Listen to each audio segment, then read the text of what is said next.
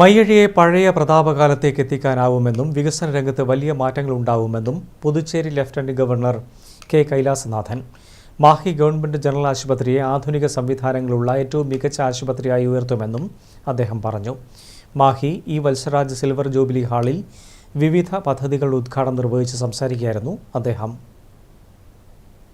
മയ്യഴിയെ വലിയ വ്യാപാര കേന്ദ്രമാക്കി മാറ്റാനുള്ള നടപടികൾ തുടങ്ങിയിട്ടുണ്ട്.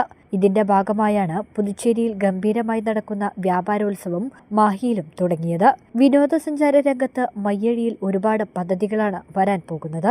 പുഴിയോര നടപ്പാതയുടെ ബാക്കി പ്രവൃത്തി ഉടൻ തന്നെ പൂർത്തിയാക്കുമെന്ന് ലഫ്റ്റനന്റ് ഗവർണർ കെ കൈലാസനാഥൻ പറഞ്ഞു. ഭരണത്തിലിരിക്കുന്ന മറ്റുള്ള അധികാരികളും രാഷ്ട്രീയ പ്രവർത്തകരും പൊതുജനങ്ങളും അദ്ദേഹത്തിൻ്റെ കൂടെ ഉണ്ടാകും. എല്ലാ നേരത്തും അദ്ദേഹത്തിന് സപ്പോർട്ട് കൊടുത്തുകൊണ്ട് നമുക്ക് മാഹി മുനിസിപ്പാലിറ്റിനെ മുന്നോട്ട് കൊണ്ടുവരണം. ഞാൻ ഇന്നലെ എന്നെ എയർപോർട്ടിൽ എത്തിയാൽ വന്നിരുന്ന രാവിലെ 6 മണിക്ക് തന്നെ ഫീൽഡിൽ പോകുന്നു.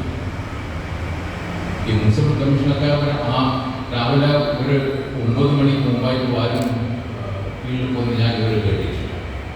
So he's got sincerity. I need every one of you present here to give your full support. 2 മാസത്തിലൊരിക്കൽ മയ്യഴിയിലെത്തി വികസന പ്രവർത്തനങ്ങൾ വിലയിരുത്തുമെന്നും അദ്ദേഹം കൂട്ടിച്ചേർത്തു.